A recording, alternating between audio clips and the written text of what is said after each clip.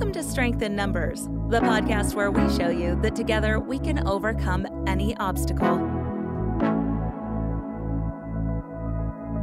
Join us as we bring on world-renowned experts in the field of grit, determination, and perseverance.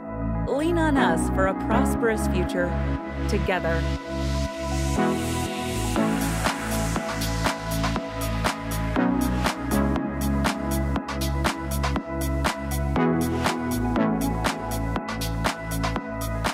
Here's your hosts, Colonel Tim Nye and Neal Keohane. Welcome, everybody, to Strength in Numbers. My name is Colonel Retired Tim Nye, and I am joined today, as I always am, by my co-host and good friend, Neal Keohane. Today, we have a very special guest, Corie Weathers. She's going to kind of discuss her life, which is, I didn't know much about her until just, this week or so. But quite frankly, a list of accomplishments and achievements that's really too long to go into. But she is a military spouse, but not only a military spouse, a former military spouse of the year. So when you consider that there's over 1 million military spouses in any given year, that's quite an accomplishment. She's also a something called an LPC, which is a licensed professional counselor. She's a speaker and an MC, a clinical counselor. She's also an author. She wrote a book called Sacred Spaces, My Journey to the Heart of the Military Marriage. I got to admit, I haven't read it, but I am very curious to speak to you about it. Being I was military for 32 years, so I've got some questions for you there. And she is a professional podcaster herself. Lifegiver is her podcast. So we're going to get started, but before we do, we want to take a minute and remind everyone to please subscribe. Each share helps support veterans across our nation. Whether you're listening on Spotify, Apple Podcasts, Google Podcasts, Stitcher, or watching on YouTube, wherever you get your podcast, please hit the subscription button and know that you're making a difference in the life of a veteran. All right, so with that... Let me jump in real quick here on the technical thing. Your microphone is hitting your cheek, so it's coming in. It's scratchy? It's a little bit, but you're good now. Stupid and broken up? You're fine now, sir. Roll with it. All right, we'll just leave it as it is. So anyway, Corie, it is great to meet you. Like I said, I could have read 28 or 20 other accomplishments as well from your long list here, but I didn't really get into your background, where you're from, how you got into this or any of that. So just take it from there, if you will, kind of fill me in on all of that. Yeah. Well, first of all, thank you for having me on. I'm so excited to talk with you guys. We have a common passion for seeing veterans and their families succeed. And that's really where my passion started from the very beginning. I knew going into college that I wanted to serve those who had gone through any kind of trauma, really. We just didn't know at the time that it was going to be in the military until my husband came home one day and said he wanted to be a chaplain, to which I said no.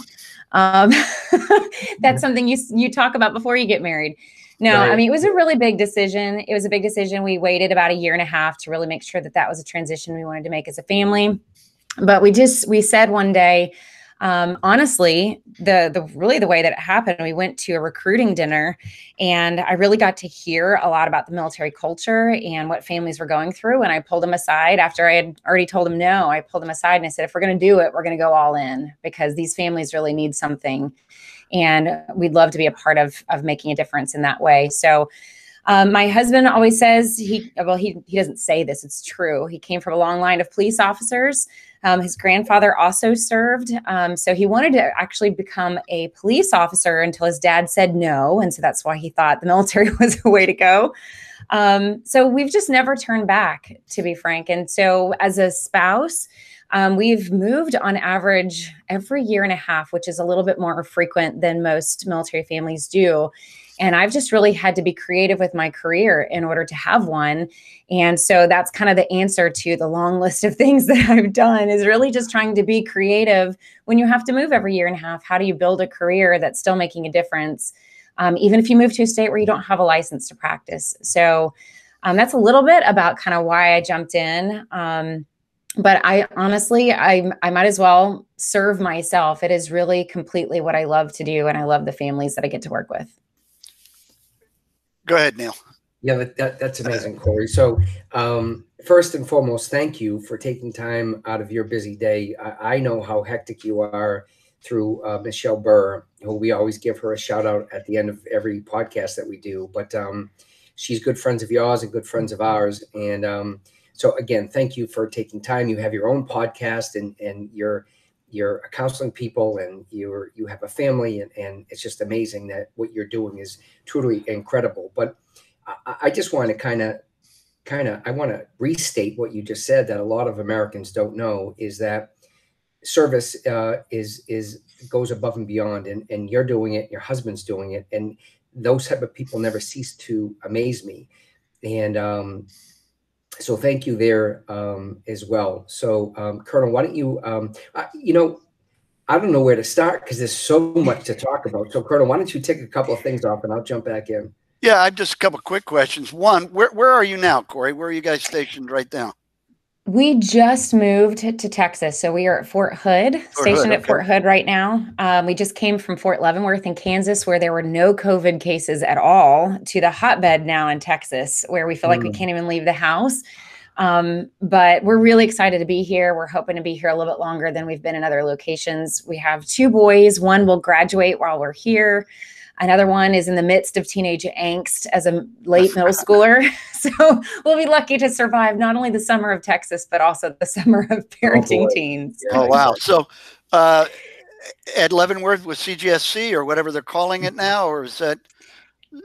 Yeah, so it is CGSC. It's a fantastic year that honestly I went kicking and screaming, because no spouse wants to go to a place for 6 months or just a year. Right. But we really knew and heard that it was going to be great. And, they joke now that it's the best year of your life, but honestly, it was great for the kids. The school district was incredible. My husband learned so much, and he's very strategic. He loves all of the strategy, and taking a year of learning was just really fantastic for him. And it was good for us as a family too. Yeah, I made the opposite decision when we went. We were stationed at Fort Bragg at Army Special Operations. No, I get this right. At Joint Special Operations Command. I was supposed to come right back to Bragg and go to Army Special Operations Command. So my family stayed at Bragg. I wasn't in Leavenworth probably 2 weeks when I got orders changed, sending me down to MacDill, Florida instead, to U.S. Special Operations Command. Anyway, point is, I left them for almost a year. It was 10 months back then, needlessly, because I thought I was returning to them. So they missed out on Leavenworth. But in the end, all was good. All was good. So let me ask you, how do you, so you obviously, you said you met in college, you and your husband were in college. It sounds like he already had a career when he made this life-altering decision, which I get probably was a bit of a surprise to you. How did you, so you kind of talked about how you jumped in, but how did you focus in on helping the wives, and what were some of the biggest challenges to getting started and helping them, really? Yeah, I think, honestly, our first year, what was our initiation into the military? And I think this is a great segue into the book that you mentioned earlier. Our first year, our first assignment was Fort Carson, Colorado. We were attached to 361 Cav at 4th Division. I mean, honestly, when they gave us Colorado, we didn't even know that was an option, right? Yes, we'll go to Colorado. It's not, it goes downhill from there. No, but it was great. It was fantastic. And so our first deployment was very, very rough. We didn't know any different. We just thought this was the military life, but we lost a lot of our soldiers. We lost 12 that year, but 8 of those 12 we lost in a mass casualty situation. As we speak right now, doing this interview, The Outpost is the #1 movie in iTunes and several other places. That was actually our unit where we lost those 8 soldiers. My husband was the chaplain for that unit. So we lost a lot of other very special men in our family. But during that time, while he was the chaplain for that unit and really going through not just an intense battle and debriefings and a lot of groundbreaking things he did as a chaplain in order to navigate how do you handle a mass casualty like that. I was back at home. As a mental health professional, I had decided to volunteer as the care team coordinator. So for those who don't know what that is, I basically coordinated the volunteers that would go and help Gold Star widows if we had any. And of course, this was a very big event. And so trying to work with 8 families in one morning, trying to notify and be with them and try to navigate the grief. It was complicated grief too, because there was a lot of information we couldn't get yet. We couldn't even say that it was a mass casualty. It was just a very difficult situation. So that year shifted a lot of stuff for us as a couple even. And my husband came home different. He wouldn't necessarily classify with post-traumatic stress, but he definitely came back with what I call compassion or combat fatigue, and compassion fatigue. Those are 2 different things, but very, they definitely take a toll on anybody, really. But I think that's what we weren't prepared for. And a lot of couples aren't prepared for it. You don't really know, how do you prepare for your spouse to change? And I think that's the fear that couples go into these deployments, is not knowing what changes are going to happen. And it could be something as small as just growing at different paces in your maturity and your personal development. But it also can be something traumatic happening. And then you didn't get to experience that with your spouse. And so you experience that same moment from 2 totally different perspectives. And how do you reintegrate that? How do you reconnect after something like that? And so for us, it was a really big, rocky season of reintegration. And honestly, what I talk with a lot of couples about that they also resonate with is you get to this place as a military couple where you find yourself just accepting that you live parallel lives. You love each other. You want to see your family succeed. You want to see your marriage succeed, and you figure it out. But you start doing life shoulder to shoulder instead of face to face. Really, because I have my experiences, you have yours, you have your friends, I have mine. And a lot of couples just kind of get to a place where they just accept that. And I had really gotten to a place where I just was not okay with that. That didn't feel like a marriage to me. So about that time is when I had the opportunity to travel with the Secretary of Defense overseas in 2015 and actually get to see deployment conditions. And what I thought was going to be an opportunity to report on those deployment conditions for military families turned into, honestly, understanding my marriage from a whole other perspective and finding a way to really come home and heal that. Now, just based on my experience, how did you get on that trip? I mean, is that because you were Spouse of the Year in 2015? Is that the ticket in? Yeah. Yeah. So I got a random call. I was in the carpool lane, actually picking up my kids, and they said, "Hey, we're looking for a spouse. We've never taken a spouse overseas before to see deployment conditions unless they actually worked on staff in the Secretary's office, Right. or if they were a service member themselves." Right. And so they really wanted to, it was December. It was going to be a holiday tour to visit the troops. And so the idea was to take a spouse overseas to see these locations. And then what was my experience as a spouse, not, only having this kind of snapshot. We all, as family members, just kind of a snapshot of what we think deployment looks like. It's not this panoramic view that service members have. They go to what my husband calls bizarro world, that is deployment, right? And it is this experience that you can't really come home and try to explain to anybody unless you were there, right? So for family members, it's just kind of like looking at a photograph. It's like just a frame of what you think it is, and your brain just kind of, your imagination fills in all the gaps of what you think it must have been like. And so my goal was to go over there and report on that. I did raw video blogs every day, so a YouTube video every day of just what my experience was, what I saw. I really engaged my 5 senses because I learned as a mental health professional, that's how we capture memories in our mind. It's how we have those scarrings of trauma in our mind. We go through a multi-sensory experience that is significant.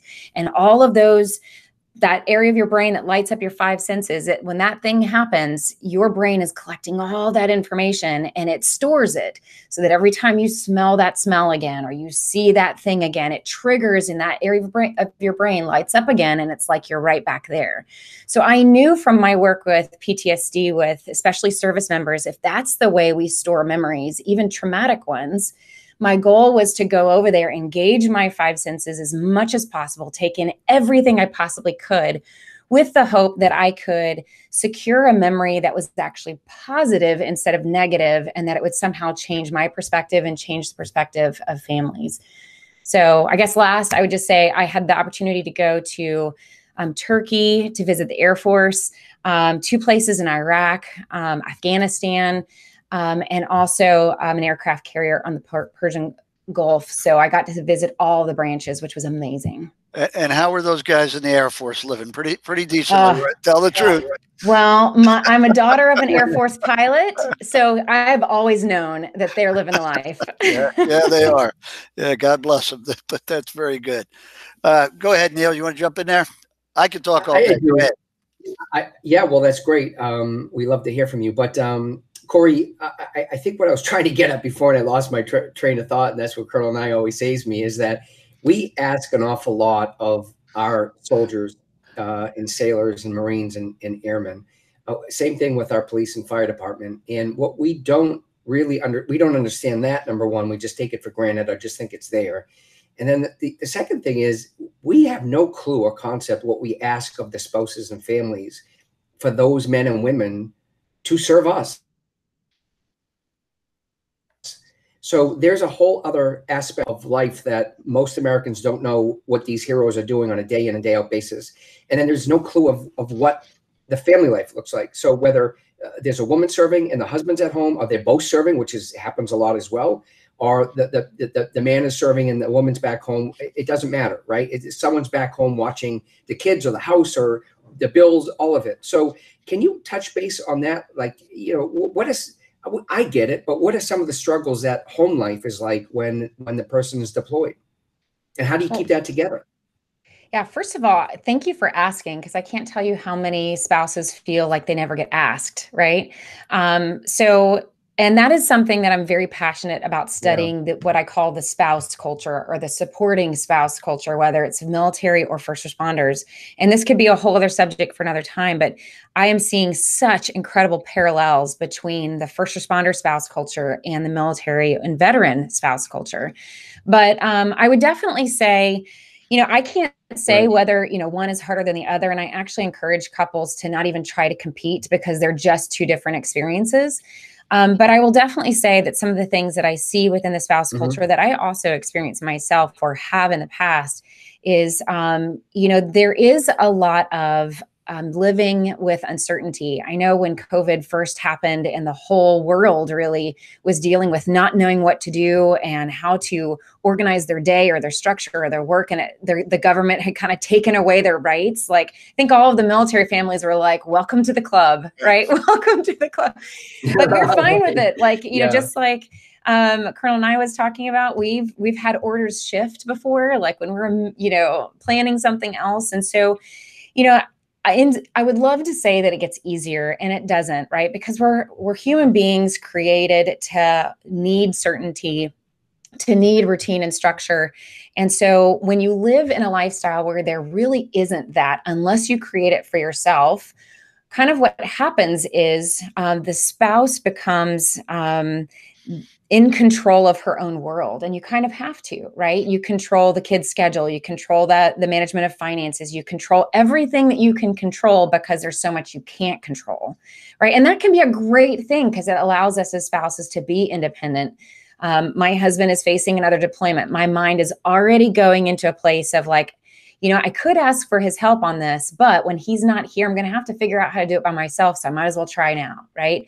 So you kind of get into this place of independence and controlling almost everything as if it's a single home, which can really wreak havoc on a marriage for understandable reasons. So a lot of the things that I see in the spouse culture is definitely, if we're not taking a good look at it, if we're not staying healthy and doing a lot of self-awareness and work on that, you can see a lot of control issues. There's a lot of building resentment, and a lot of people don't talk about that. You're not going to see organizations talk about that much. You're really not even going to hear spouses talk about that much, which is also why I wrote about it in my book, because I was going to voice everything that nobody would say out loud. Because there's anger when you don't feel like you have control over your life, but you have no place to put it, right? And so you can't be mad at your husband or your spouse because they're doing something they love to do, or something they're really good at, or something that provides for the family, and you're grateful for that. So we can't be mad at the spouse. You can't be mad at the military, because what are you going to do with that, right? That's no good. It's not going to be productive at all. You can be angry at war if you want to, but that you don't have any control over that either. And so what I find is a lot of spouses don't know where to place that frustration of career issues or feeling like they don't have control. And it's just much easier for them to stuff that down inside because they just don't know what else to do.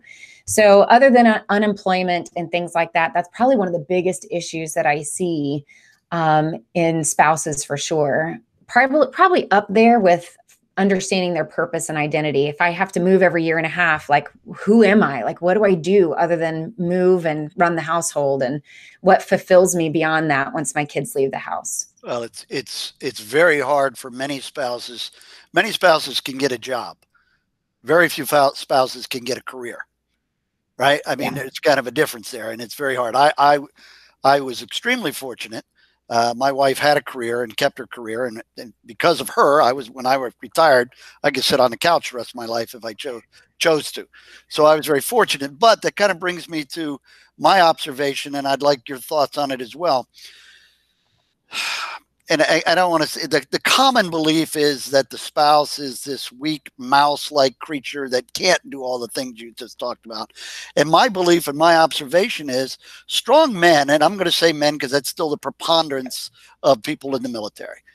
Strong men marry strong women, or at least are attracted to them, right? They're not strong people are not attracted to weak people, vice versa, right? I mean, it doesn't work that way.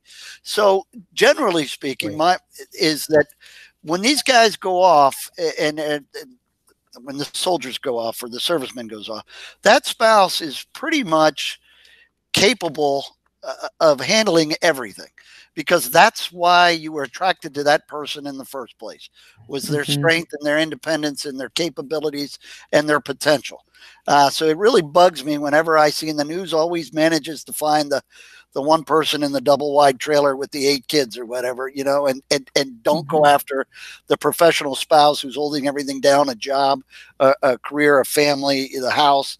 And it's always bothered me. But anyway, your thought, I think that's what you already said, but your thoughts on that. Yeah. Oh, such a great observation. And that's something that bothers me as well. You're right. In fact, I specialize in the niche of special forces, SWAT team couples, those that really are drawn to the part of the culture where they really strive to be the best of the best of the best, right? The most competitive, the most significant position I can get in the military. And so I really love studying, especially even those couples. But across the board, you're right. And well, I definitely say in that niche, those men specifically tend to marry very strong, independent wives because their deployment tempo is so much more rapid than regular Army, right? So it really calls upon a very strong spouse to be able to handle 3 months of them being home, them gone, 3 months, or home 2 weeks, gone 3 months, home 2 weeks, that back and forth. It is, but that also contributes to the struggle in the marriage of how do you have a marriage if you've got one that's very strong and very independent and one that's very strong and very successful in their job as well. And you really have to kind of soften those two just a little bit to help them really navigate their marriage. But I would definitely agree across the board. Spouses are some of the most inspiring, some of the most just incredible people to be around. I mean, I know spouses, when you're talking about a career, there's a lot of us who have been very creative. There are so many entrepreneur spouses. I can't even keep up with them on the things that they're creating, the nonprofits they've started, the difference that they're making in the world. 3 of our spouses of the year, I think 2 years ago, it was, I want to say National Guard, Coast Guard, and Army. Those 3 spouses got together and they did a Giving Tuesday. They were on the Today Show and they impacted over 3 million acts of kindness on one day, just because they wanted to spread kindness in the world, right? Yep. I know a spouse that has several spouses who've worked at the Smithsonian who have changed laws, right? Like so many of them have changed laws or have submitted bills to Congress. Like it is incredible, the advocacy and the entrepreneur, the service heart that honestly matches their service member, right? So I think that's what I would add to it, is that service members feel this calling and this deep-seated value within them to serve their country. And I think they marry somebody who values the same. Yeah, no, I'm in total agreement. Again, when I'm listening to you speak, I think back to my wife and I and many deployments. I think we argued more and there was more tension pre-deployment than post-deployment.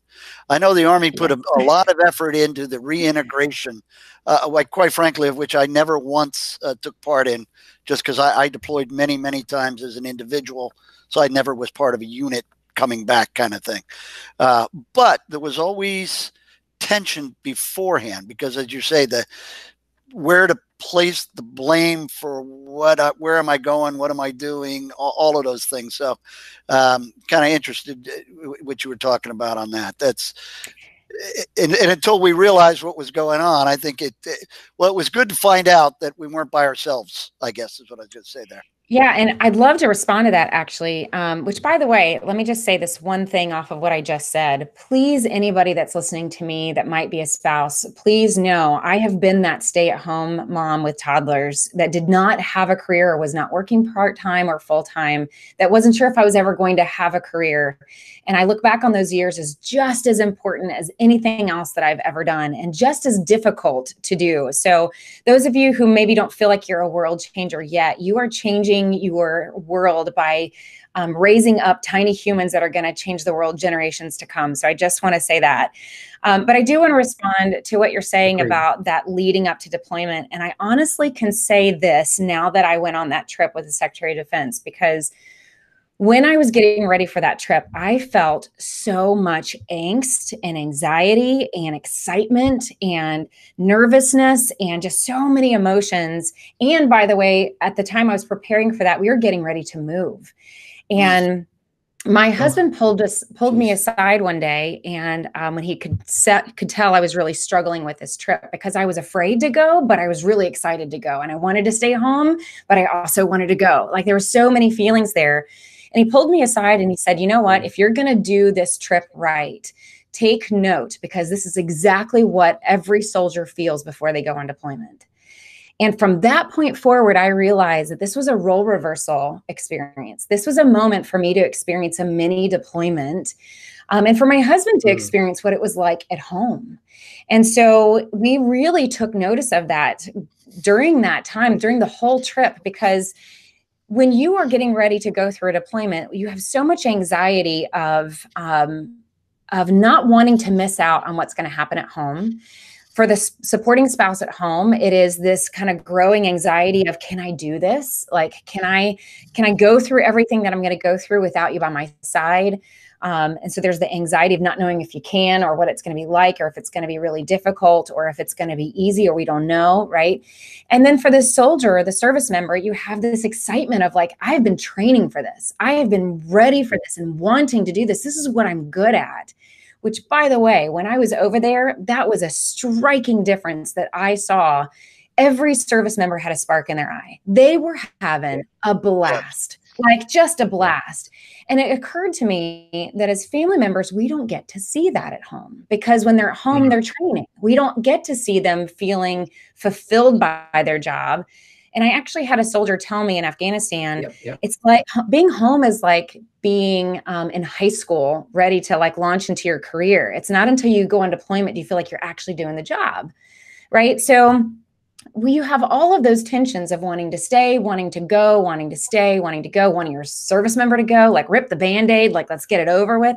All of that tension combined, you as a couple can guaranteed have at least one big explosive argument before you go, just because there's just too much angst to hold on to survive. And so you kind of just have to let some steam off. So I would definitely recommend any couples that are about to go through deployment, have some regular sit down date nights where you kind of decompress, like opening up a shaken up Coke bottle a little bit along the way, so you don't have to have a destructive argument beforehand. That's some great Right, advice, because right. you talked about role reversal. Just real quick, I had been a platoon leader in the Ranger Battalion. We went to Panama, so that'll tell you kind of my age. Less than a year later, Desert Storm kicked off. My wife was a reservist. My wife went off to Desert Storm. We had 2 little children, and I'm standing there saying, well, wait a minute. This is not how this is supposed to work. I am the warrior here. I am not the babysitter or father. Anyway, and the kids ended up having to go to their my mother and father-in-law in Virginia, because I ended up having to go to advanced course down in Georgia, and that wasn't going to work. But anyway, for a little while there was that role reversal where she was off in combat, off on a deployment, and there I was with 2 little children. What a shock that was. Well, I can tell you, the day I left for that trip, my husband received our household goods off the truck in their new location. So it was quite a role reversal. Yeah, I've been there as well. That's great. That's great. Yeah. Corie, so we've talked about being married. We've talked about ramping up for deployment. We're talking about what happens during deployment and the strength and resiliency you need there. But, you know, and I mean this for police officers as well, because, you know, at least they get to come home at night.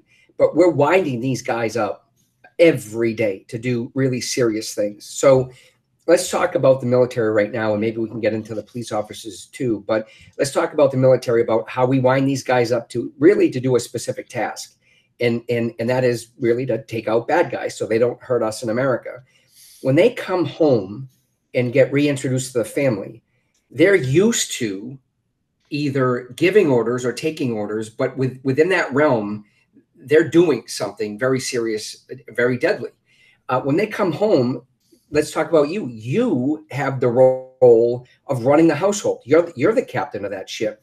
So when the husband comes back, he's missed a lot, 6 months or a year. He wants to get re-engaged, re-involved, and he sees Johnny or Sally doing something wrong in the kitchen. He might overreact, or he might say something that is not the way you've really been raising them for 6 months or a year. You guys got to get back on that same page. And then how does that work when someone comes back from a high intensity deployment for 6, 8, 10, 12 months and then reintegrate into the family? And he's got to try to give up a little control, but he still wants to be a dad, a husband. So can you talk a little bit about that? I mean, there's got to be a balance in that. Yeah, there's a couple of things that went through my mind as you were talking. One is the question of nature versus nurture, right? Are we a force where we are drawn to this lifestyle because my personality fits the job, or does the job change my personality, right? That's a nature versus nurture debate. I like to think I do a lot of strength finder work with my couples. And so again and again, I like to think that we actually attract a certain kind of force. We attract a certain kind of soldier or airman or whatever for this kind of job and this kind of lifestyle. But to also answer your question, it reminded me, I hate to keep going back to this trip, but this is how life-changing it was for me to understand that service member's perspective, right? Because if I don't understand their perspective, then as a spouse, I'm going to look at that husband and go, chill out, right? Calm down. Like, let me have it, right? But, you know, when I was on the aircraft carrier, right, I remember walking by this like open place of the aircraft carrier where they would like normally bring in a helicopter or, you know, something from the top. And there was no chain.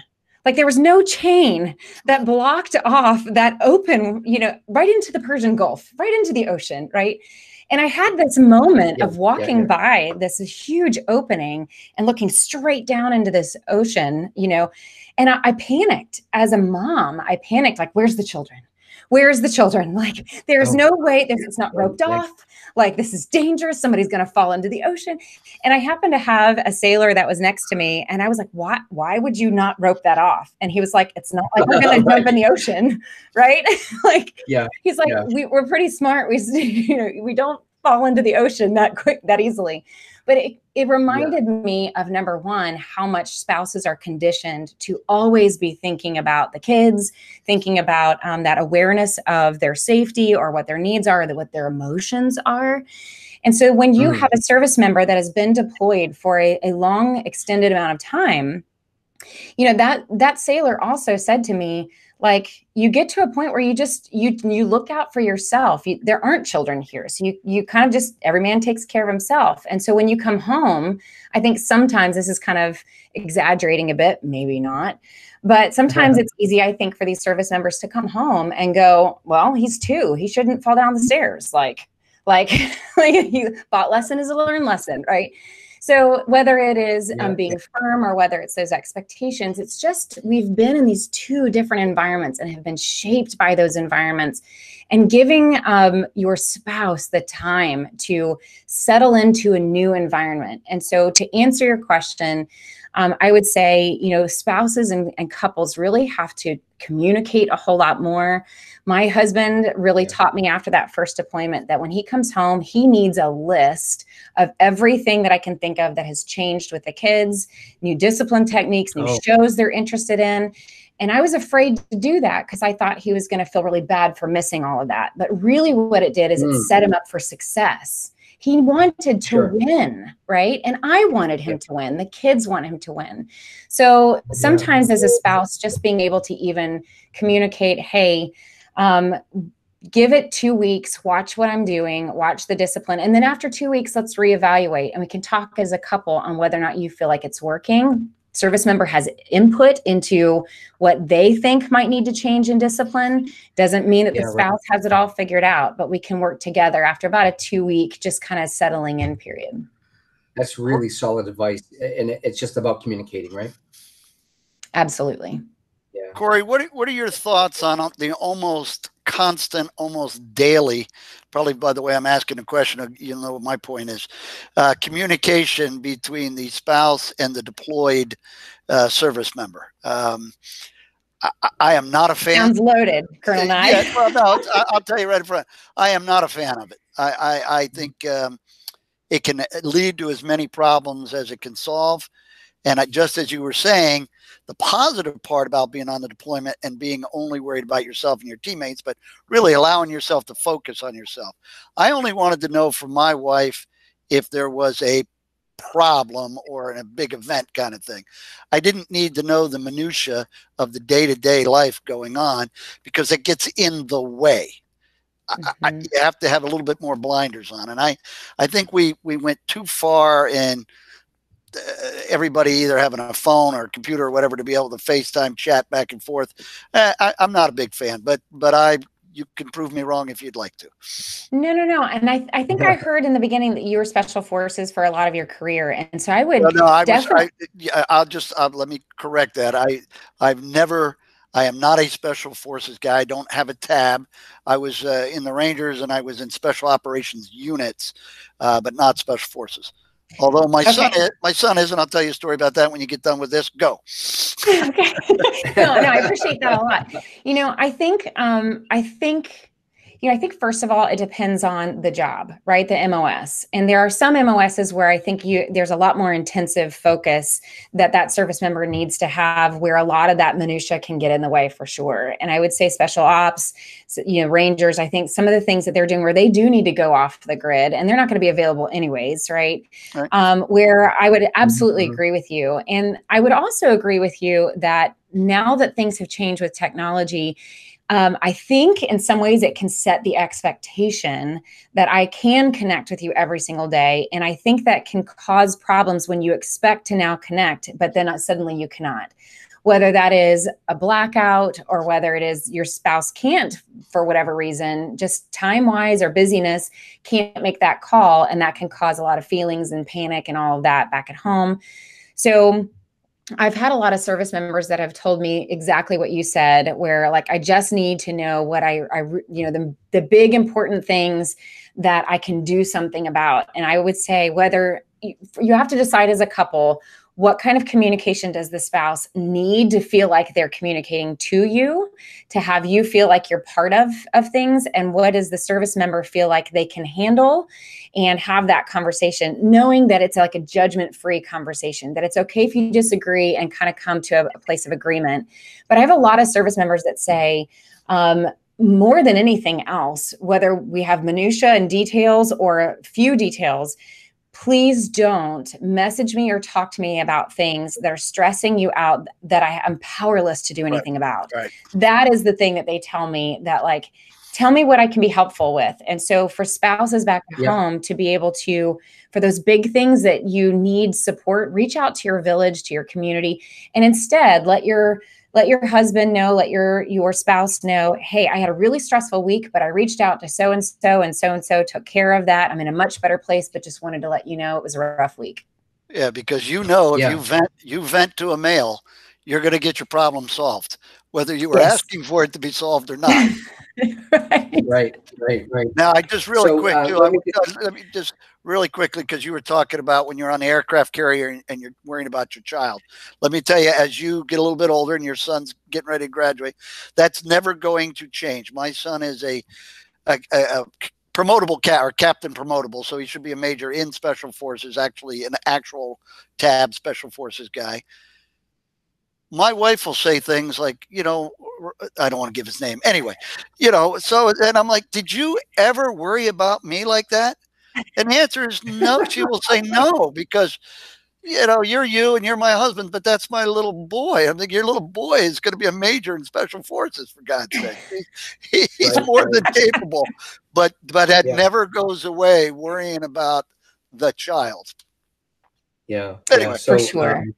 No, that's really true and solid stuff, Colonel. But I want to step back a little bit, Corie, and just kind of remind our audience that, and you too, we've had a couple of refugees from Vietnam, we've had some Olympians, and we've had a lot of military people on the podcast. So to be clear, we've thrown around some terms, and I don't want to lose people with jargon and things like that. So special operations includes Army, Air Force, Marines, and Navy. Special forces is within special operations, but special forces really means Green Berets. And I just want to kind of clarify that, because I don't want to lose someone or say this is too confusing and I'm out. But if anybody's listening, I do want you to know that this isn't always around military and to clear things up like that. So all good.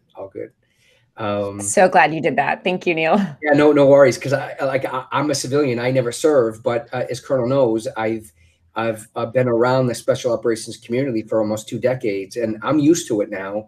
But when I first started, you know, what is special forces and special operations, and who's a Green Beret and who's a Ranger, and where do they all fit in? But anyway, we're kind of wrapping up here a little bit, but I want to give you a really big platform and a big soapbox. In a good way. Can you just, I want you to be, and I don't mean to be rude not rude, that's not the right word, but I want you to be able to plug what you do. So I want you to talk about your book. I want you to talk about your podcast. I want people to find you.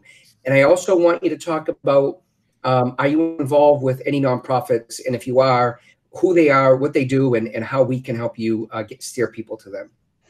Yeah. So first of all, thank you. My podcast is the Lifegiver podcast.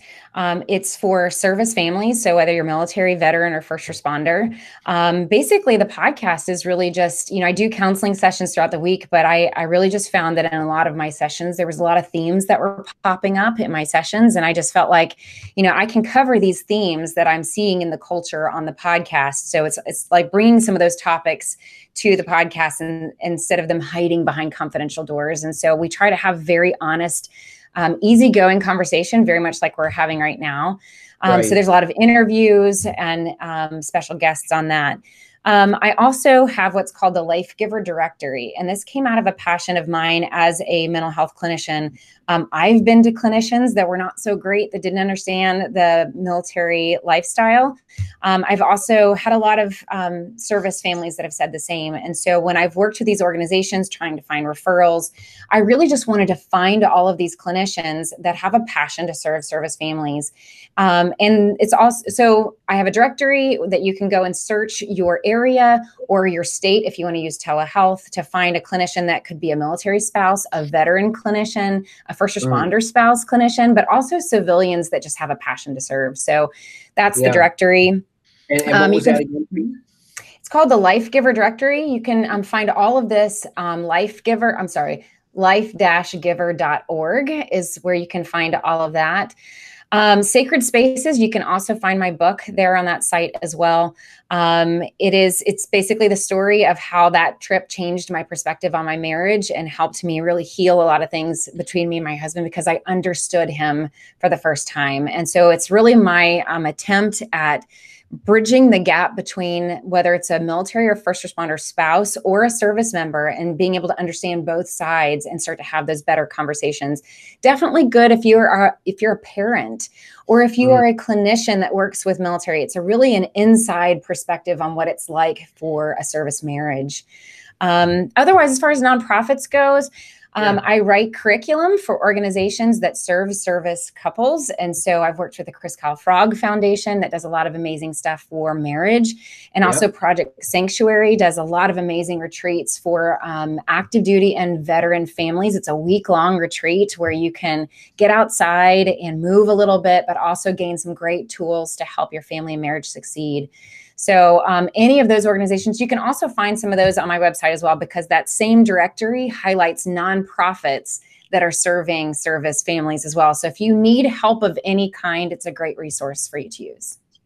That's awesome. And people listening to us and following us now, this is really built out on grit, determination, and perseverance. And a lot of strong people, a lot of times don't ask for help. They can just figure it out. And I've learned through life that no man or no woman is their own island. And it's almost, what you brought out and what Colonel and I brought out through your experiences, you don't know what you don't know. And if you're not willing to search out or maybe have a conversation, you're going to break. And it might be a real bad break. So thank you for sharing all of that and educating all of us on that. Your podcast is great, is being private. You're taking real life conversations and bringing them out to people that probably are giving them the strength to maybe go seek counseling or go question themselves or be better communicators with their spouse. So thank you for doing that. You're doing a wonderful job. You're a wonderful human being. So thank you, Corie, for sharing your time with us. Colonel Nye, do you have any last words?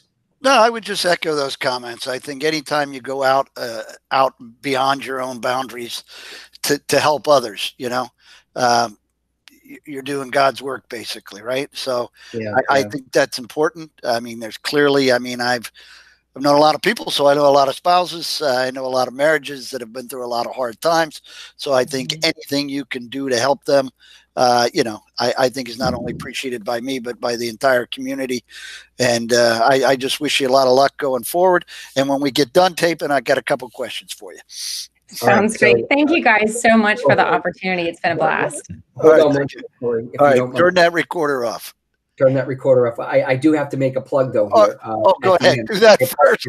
I was winding things up and I just dropped the bomb on you guys. But I do want to mention Michelle Burr, who's a friend of ours.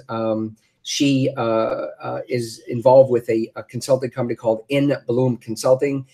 And I think, as Corie knows, anything and everything you need to know about nonprofits in that whole entire world, Michelle Burr is a subject matter expert. Reach out to her through In Bloom Consulting. And then we also bring up every week, we talk about a great man, Scott Graves, and his wife. They basically stopped their careers. They're very successful people. They woke up one day and said, we're just taking money and making ourselves better. We're not helping anybody. They stopped their careers. They bought a ranch and they built out a nonprofit called Special Op Excursions. And it's based in Western Tennessee, but they really go all over the world. And they take active duty special operations warriors fishing and hunting and just relaxing in Western Tennessee and all over the world. So that's specialopexcursions.org. And again, Corie, thank you very much for sharing your time. It's almost been an hour. It's been awesome. I learned an awful lot. Colonel, it's always great talking to you. Hang on, everyone. I'm going to stop the recording and then we'll talk in a bit. Thank you, everyone. Strength in Numbers is produced by Be Viral Production. Find out how Be Viral can produce your next show, commercial, or podcast at www.beviralproduction.com.